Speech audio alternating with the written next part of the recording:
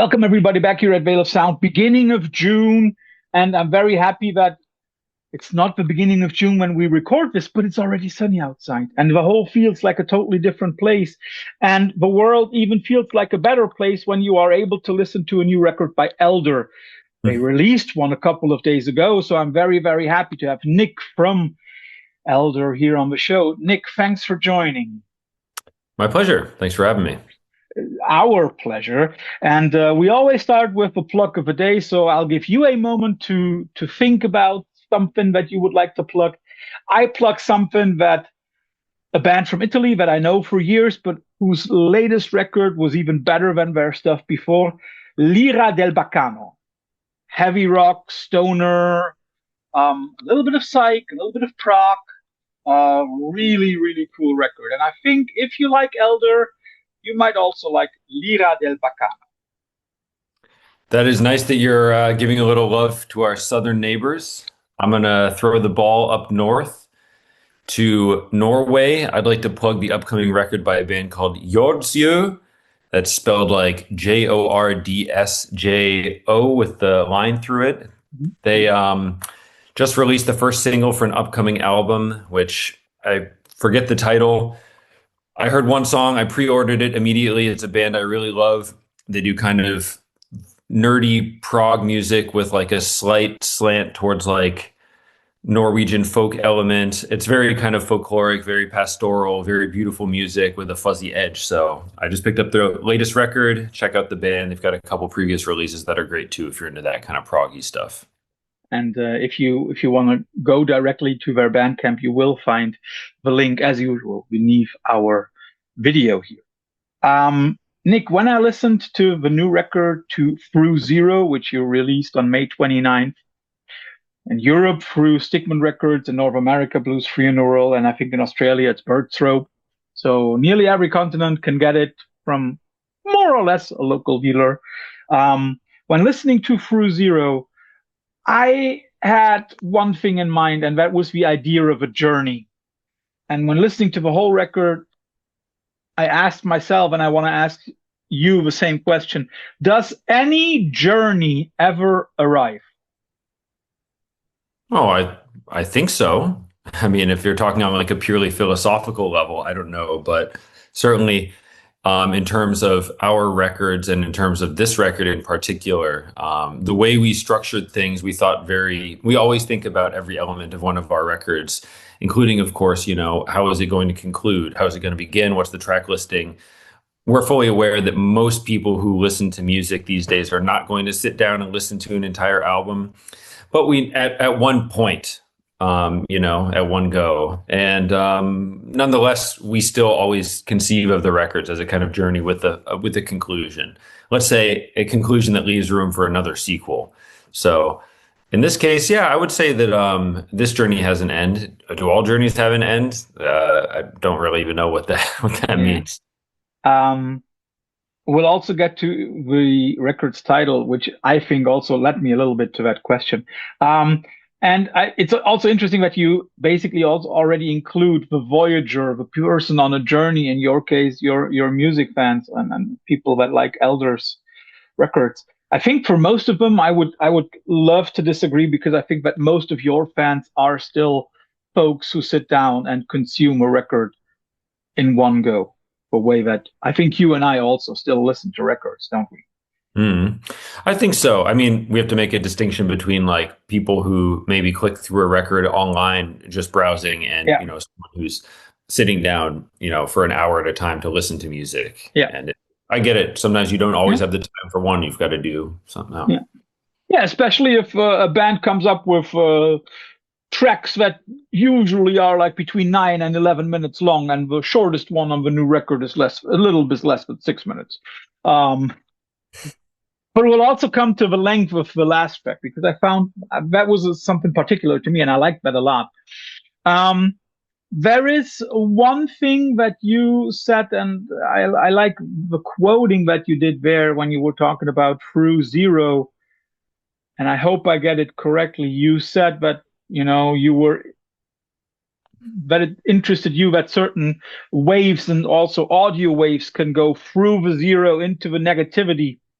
And I quote, and I hope I quote correctly, you said that perhaps reality is simply less linear than we tend to assume. Is that something that you also tried to play with on that record? The question of linearity and chronology? It's interesting. I mean, actually, I've never thought of it that way. I guess on a musical level, we've always kind of, thrown the classical structures to the wind. I guess, if anything, we do kind of have a more linear structure in our music than what you, and in an ironic way, that's more of a progressive structure than traditional because there's less repetition, even because you're always moving, in one direction without Yeah, ever coming back to some idea. yeah, So, um, yeah, even though maybe thematically, we tend to talk a little bit more about the unseeable, unknowable, whatever metaphysical kind of stuff. The music, in that sense, is always, forward moving, never repeating, never, or seldom repeating. yeah, yeah. And it also is interesting to also hear you play with certain things that you are able to twist and turn and still translate into an elder song. I'm thinking, for example, of the beginning of Capture Release, which at its very, very first few seconds sounds like basically a synthwave track, something like that. And then you are able to twist it with just a little few things and a little additions here and there into something very proggy. Um, is that important for you also to embed new influences, new little tidbits, new little elements to make the whole thing more interesting for you and the band? Oh yeah, hugely. I mean, that song is a great example of this because I'd say on the face of it, it's actually quite a simple song for our standards. It's quite riffy. There's not a whole, when we rehearse this for live, there's not a whole lot of like tap dancing, changing around, at least on the guitar. How we make songs interesting is adding these little bit of like spice, something with additional textures or just kind of something that you could say with a guitar, maybe say with another instrument, just increasing the kind of tonal palette that you're using as a band already does wonders in keeping music sounding fresh and, not fatiguing if you're going to listen to a whole close to an hour of like heavy rock music at one go. Yeah. And also for you as a band, I think that's really important, right? Not to do the same thing over and over again. Yeah, definitely. Oh. And there is still the question. I keep going back to it because I think there is a certain elder tonality, a certain sound, maybe something like that we could call tuning, that very quickly turns a song into an elder song. How long do you think did it take you as a band? And now we have to look a little bit back. How long did it take you to find that elder tonality? I feel like we hit upon pretty quickly a recognizable sound in terms of like recurring melodic content or, just the way that you play an instrument. Um, you often tend to like, in my case, pick up a guitar and you might kind of like reach for familiar chords or familiar lines. And being the principal songwriter for the band over all these years, I think I've developed my abilities along the way, but for sure, there's a certain like sense for melody that that will probably be evident in every song that I touch, be it, a purely electronic or like ambient thing, or a, Berlin school kind of electronic shit, or, the heaviest of an elder song. There's always a bit of that, flavor in there. But I think we didn't really get, we didn't get that good at finding our collective voice until probably around 2015 with the Lore record. I think that's when that was our third full length at that point. And I think then we finally started to figure out like, okay, this is like what we as a group are trying to do. Maybe that wasn't, or maybe like what we as a group were meant to do, It wasn't necessarily a plan, but I think just writing music and trying to challenge ourselves, this is eventually the kind of like um, yeah, voice that we grew into. It's like, Mhm. melodic, but still heavy, proggy kind of thing, but still rooted in, like classic rock, heavy rock, that kind of stuff. So, yeah, and since then, I kind of feel like we've been chiseling away and further defining that sound, while we still continue to, step outside of our boundaries and challenge ourselves with every record. We definitely found our like elder sound, I would say, around 2015. And you've already mentioned that there is a certain sound. How do you then, when you start writing a song, how do you know, okay, or when do you know, okay, this is an elder song, or for example, this is a delving song? How do you differentiate that? Well, I used to be a little bit more discerning about those things, and one of the reasons I started the delving project was just because I had a bunch of ideas that didn't, in my opinion, fit into Elder because they Hmm. weren't heavy enough, they weren't riffy enough, or maybe they were too repetitive. And Elder is a Hmm. progressive band; we don't do that Yeah. kind of thing as much. So, and delving was not really intended to be a proper band at all. I just wanted to record some songs that I had kicking around, and it ended up becoming what it is now. So, but doing that kind of almost helped me break down those boundaries in my mind and become less discerning about like what I think goes into a band like Elder. For example, the lines have blurred so far that I'm really not sure I'll do more with delving. I might just Hmm. take those ideas and say, hey, there's no reason I need to keep, doing this in a separate avenue. Hmm. Why not just open the floodgates? It's hard to say, Hmm. but there are definitely some musical interests I have that I still wouldn't try to shoehorn into Elder too Hmm. much. And it's good to know that there's another avenue for that expression, if I still want to do that and publish that. Yeah. Yeah, I think that is a very interesting one because you also have like another project that you were working on with Weite. And I mean, like more than a decade ago, you gave us something that has still not been blessed with a sequel that was Gold and Silver. So I think it's very interesting to see that as one person and one songwriter, you were able to bring all those things into very, very different, for lack of a better word, categories or genres. Um, Something that I'm asking myself, I mean, like everybody should by now know that you are an expat living in Berlin. And the question that I always ask myself, because I don't hear it, maybe there is something. Is there any kind of particularly Berlin or maybe German element that you think, okay, this is something that this country, this city has brought to our DNA? I don't think it's something that translates as simply as, the musical heritage of this Yeah, city or this country, has yeah, flowed directly into our influences. It's nothing like that. I think it's more just the kind of general experience of, um, living outside, getting outside of where you're from, having new experiences, breaking down boundaries in your mind, and like just traveling a lot and living, abroad. I hesitate to say living abroad because I'm getting to the point where I've lived in Germany for like close to half my life, so it doesn't feel like abroad anymore. But even just doing things that challenge you and maybe stress you, but also give you the opportunity for personal growth. yeah. Those are the things that also turn into inspiration for me, Mhm, mhm, or turn into new ideas. I think that could have happened maybe in a different way if the band had never relocated, or if I'd gone somewhere else or whatever. But I mhm, think the thing that makes Berlin special is being a large city with a huge arts and culture scene. mhm. I do go to a lot of concerts. I do experience a lot here, which I think gives the opportunity for more, inspiration in a way that Yeah, wouldn't happen if I lived in a small town where you don't get exposed to it as much. So just for the sheer volume of like music that you can see, that's a really great, that's a really great way to just kind of like get your mind started again. And that's yeah. probably one of the most inspiring things about being here. Mhm, mhm. You've already mentioned Berlin School of, for example, electronic music. Um, is that something that you like to listen to? And I'm looking particularly at the electronic side of things, that like early Klaus Schulze and something like that. Is that something that you digest on your own?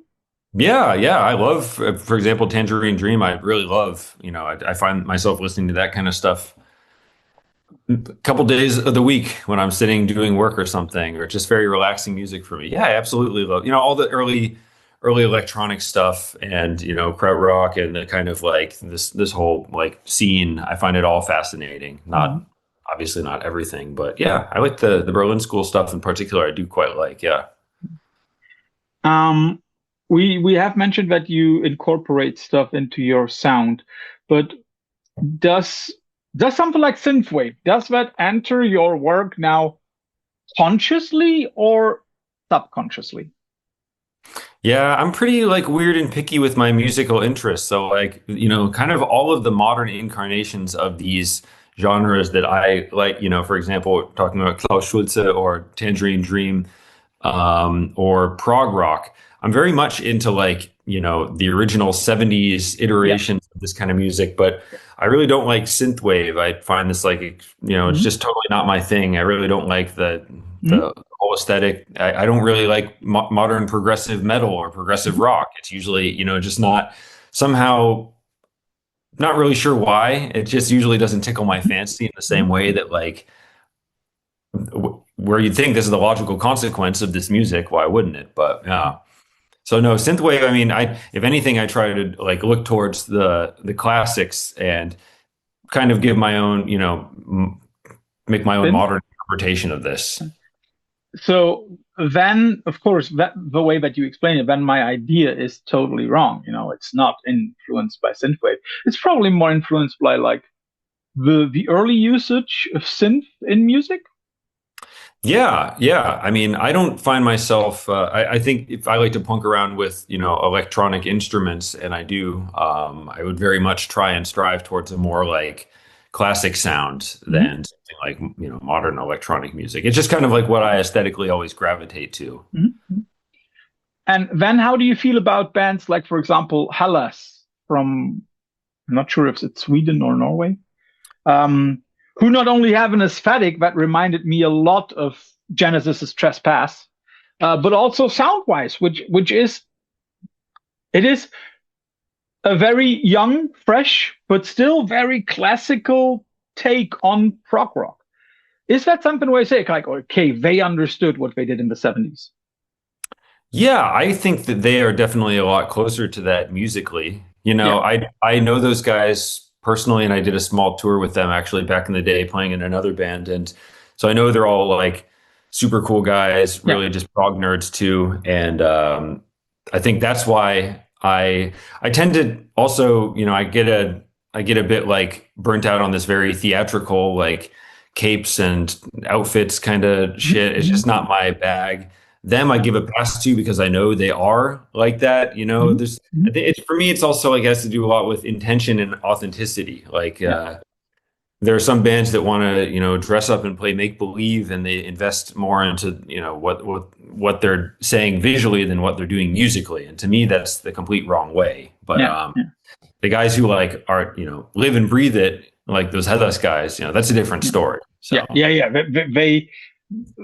I bet if they could invent a time machine, they would take it, go to the 70s, break it so that they don't have to come back and would enjoy the hell out of our new life 50 years ago, definitely.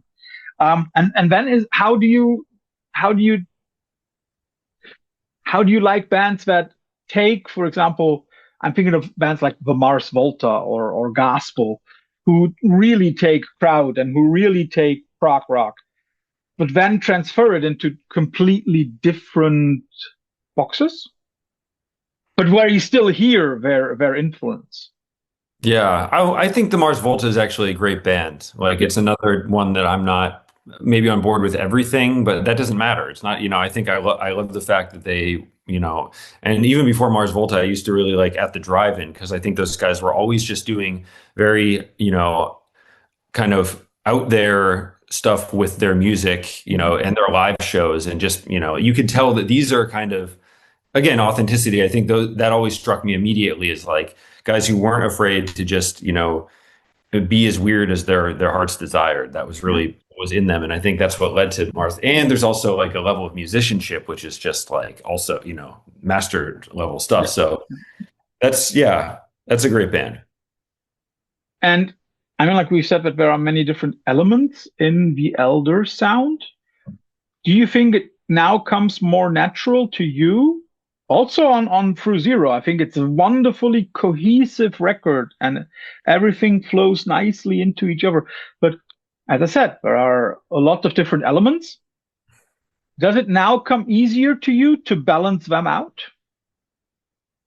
Yeah, I think so.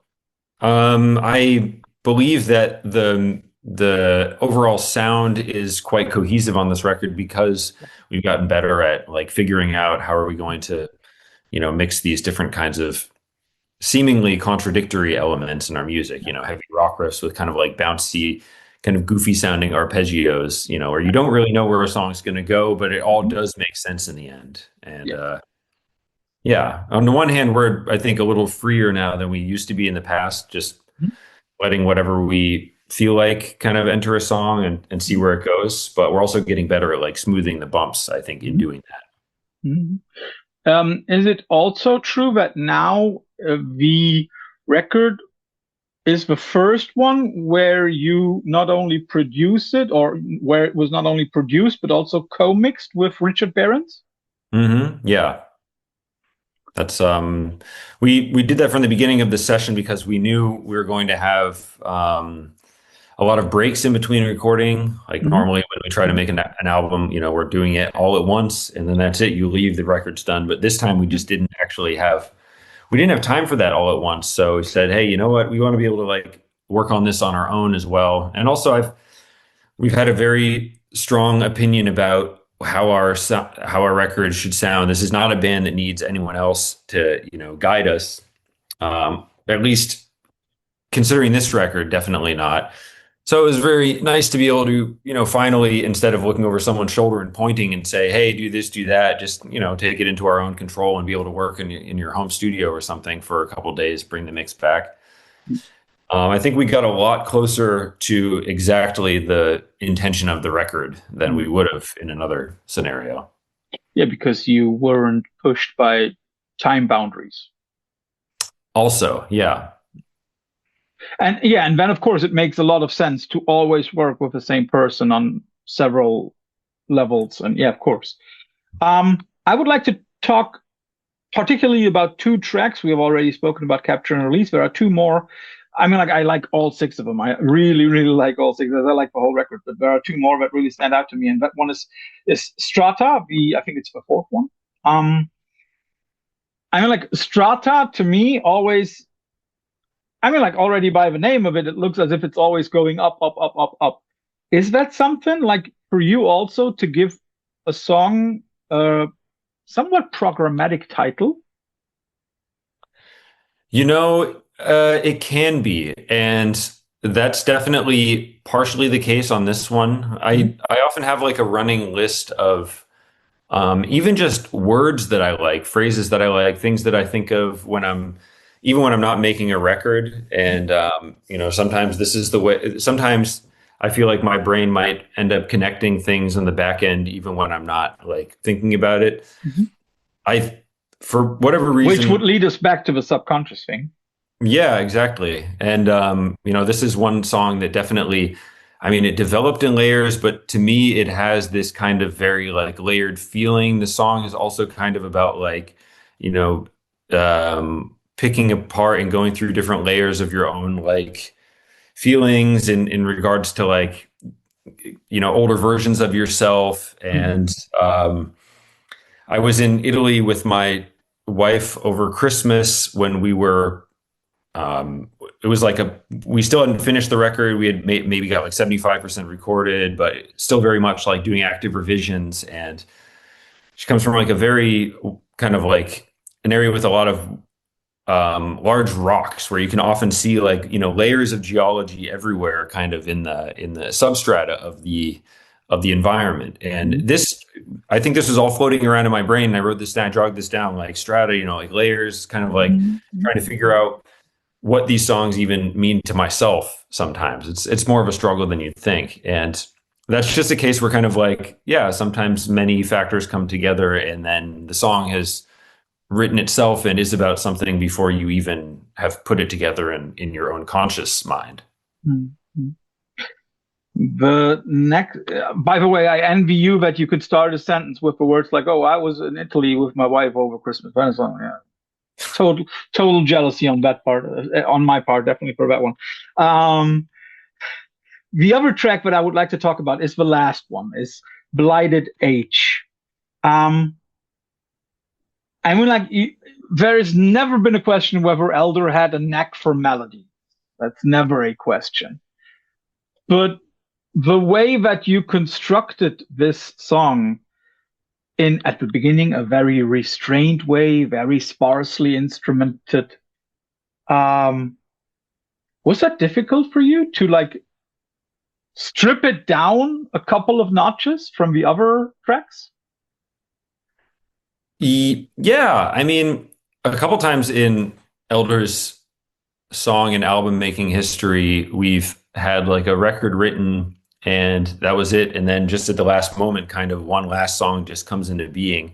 And that was very much the case with this track, which was based on like an idea that our other guitarist had written a while ago, but we never somehow made use of. And I was just kind of jamming it one day on my own and came up with the idea to make, not even came up with the idea. I just kind of started putting down my ideas, and then all of a sudden a song was born out of a very simple structure. And I think the fact that this was like kind of based on one of an idea that didn't come from me, it was easier to let it be itself and not like overthink it, not overbuild it. But I will say this is one of the cases where Richard Behrens did actually have a great idea to step in and say, "Hey," because there was a bit more going on at the beginning. He had the idea to kind of gradually strip things away to say, "Hey, come on, there's a lot going on all the time. Like sometimes it's more effective. Sometimes I need someone to say enough is enough. It's more, less is more." And that's actually how we kind of ended up on this final sound for this song, which is much more like stripped back than your normal Elder tune. And I think it has an interesting effect and should probably surprise some people. It definitely will, because I mean, it's a wonderful track. It reminded me a lot of the best acoustic grunge songs from the 90s. And still, I was surprised at the beginning because, as I said, it's very stripped down.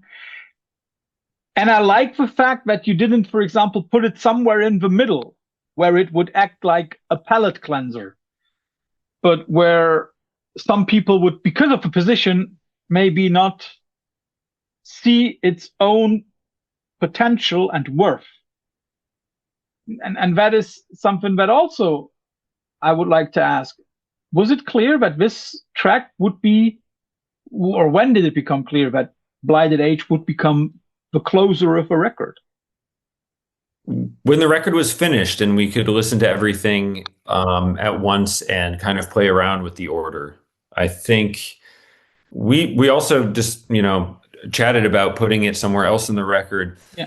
Also, so it didn't feel like an afterthought. I feel like you're kind of damned if you do, damned if you don't with decisions like this, because they could go to the other. Yeah, because the next journalist says like, "Oh, it's just the last track on the record." Exactly. And traditionally, well, again, going back to maybe reading too much into internet statistics, listenership drops off a lot, by the end of a record. So that's the one that's going to get neglected. We've had records where I've put my personal favorite track at the last.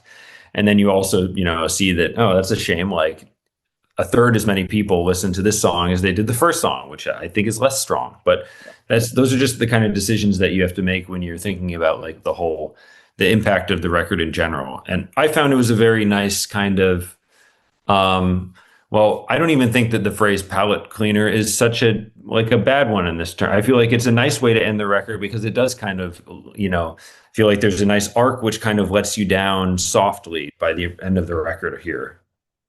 Yeah, I mean, like if we think of Aristotelian drama theory, then of course it must go down and calm down at some point, of course. One thing that I don't know if I think the answer is probably too easy, but you and Elder Elder is now a band 20 years old. Last year, 2025, I think it was the 20th anniversary of a band. I'm very sure you never thought about bringing this thing along for more than 2 decades. But the other thing is, and here I come back to the journey idea, do you ever see at the moment an end for this band? Yeah, I mean, you're very right that we never saw it going on this long. Nobody Absolutely. does, right? Yeah. And I find the 20-year thing kind of shocking in a way. Yeah. Makes me happy, but it also does kind of shock me. And yeah, well, I worry about continuing on bands past their prime. I don't ever want to become a caricature of myself or make music just because Just because you make music. because you make music or because you need to, because that's how you make money or something like that. Yeah. It should never outlive its actual like artistic origins. Mm. Yeah, I think especially after every record is done, I think, well, are we going to be able to make something better than that? I don't know. Like, we'll see. And it takes me, so I don't plan on giving up the band anytime soon, but That's the part that we wanted to hear. yeah, no, I don't plan on, none of us plan on, I have the feeling that with this record, we've really achieved something great. And I think that we're in better playing shape and just sounding better than we ever have before. As long as people want to hear that, and as long as I feel like we're not making a mockery of what we came to do, then all's well. But yeah, we make our music, and as long as we do that, I think we'll also want to make it. Yeah, and I also think that there is something in what you said. Like in a band which makes this kind of music should never be the sole income for any of the musicians, because let's be clear, if it becomes, then at some point there might be the necessity of catering to some members of the audience, which probably not what you are into. It would be fine with me if we did, not have to work other jobs, or if we could, survive comfortably making music that we truly love. And, but like you said, yeah, you have to make sure that it doesn't get too entangled with other interests, purely economic interests. It's not why we should make art, I think. Yeah, because I mean, like, let's be honest. I think that most of us love the first four Metallica records, right? Maybe five. But at some point, when a band becomes too successful, and I think they became too successful with the Black Album, yeah, there will be people who say, like, okay, it has to sound like this, it has to sound like that. And even though, as I said, an Elder record is very clearly audible, an Elder record, it's because you want it to be, not because it has to be. Well, we make music that makes us that. How do I rephrase this? When I'm never so happy is when I have the feeling that I've made a song that really, is something unique or something that I love. And if I'm just playing something and it feels like going through the motions, that's not satisfying at all. That's not, on any level. And I think if you just get used to this kind of like, yeah, I can crank another album out easily and people will buy it and that's good enough. Like that's a different thing than you're making a product. You're not making, you're not a piece of art. That is a good term, product. Yeah. I mean, like, it's also that very cliche thing of, oh, we make music first of all for ourselves. Yeah, true. But I think if you make it for yourselves, then if you really make it just for yourself, first of all, then you're also very likely to be the harshest critic. Right? Oh, I like that. I have one last question before we come to the quickfire round, and that is, a few years ago, you gave us a wonderful collaboration with another Berlin band, with Cadaver. Will we ever get to hear another Eldova record? I can't imagine it, and not because we didn't have a great time like making that record. I just I really think that was a very like special set of circumstances in time that led to it, and sometimes to try and recreate that might be a misstep, So that's true. I don't. Well, I never say never to anything. That was a nice experience and everything, but yeah, I know what you mean. Yeah, that was also like this weird, pandemic creative bloom that was hopefully we don't have to recreate. So let's just say we like the same creative bloom, but for positive conditions. Yes. Yeah, I can see it. And I can also, I mean, like, it also goes hand in hand with what you already said. You know, a band should not outlive itself. If you have done something wonderful, don't try to push it to the extreme. Yeah, I can see that. Nick, first of all, thanks for all the insights, but I still want to ask you some quick fire round questions. And as we already spoke about Cadaver, I'll give you two of their records, and you can choose between Abracadaver or Berlin. Which one do you like more? Berlin. Mm-hmm. Some other friends from you from Berlin, some Avayo, I'll also give you two of their records, Vatan versus Dakota. Oh, I like Vatan. Mm-hmm. Also, I had a little bit of a hand in that one, so you know. Priest versus Maiden. Priest. See this right here? Yeah, I know. It was an obvious one, but I like Maiden too. I saw them on their last tour. Nothing against Maiden. Two Norwegian bands who make a certain 70s kind of rock, but who do it for the right reasons. Motorcycle versus Spider God. Motorcycle. I don't know where, but somewhere you've used the word spice in somewhere in your answers, and of course the nerd in me already jumped 3 more steps and arrived at Dune. So I'll give you the new Dune movies versus the classic 80s one. Which one do you prefer? You mean the David Lynch Dune? Was it Lynch? 84? It could be Lynch, yeah. I'm not sure. He did one really bad Dune adaptation that was like hilarious, where I think Sting is playing Prince I think it's the one. Yeah, I think it's the one that I mean. There's probably a couple. I think that's the only one I've seen. That's probably not the one you meant, to be honest. No, I thought about the new. That is one of them versus the new ones by what's his name? Villeneuve. I forgot the first name, but you know what I mean. Yeah, I get. I'm imagining that I haven't seen the classic ones, the new one, so I would have to go with the new ones. I mean, that it's not finished yet, right? There's still one out. Yeah, but it will also never be finished because Herbert died. There's more. There's way more than one to come out, actually. Exactly, and the whole thing can never be finished because Herbert died before he could finish the book series. Oh, the book series isn't even finished. Well, Dune's not. It will never. It's not my fantasy world, but I like them all. Yeah. And then we go back to the 70s. Tangerine Dream versus Klaus Schulze solo. Tangerine Dream. Mm-hmm. No. And now the nerd question, and to me there is only one possible answer: Genesis, with Phil Collins behind the drums and Shut Up, or with Phil Collins in front of the drums and singing.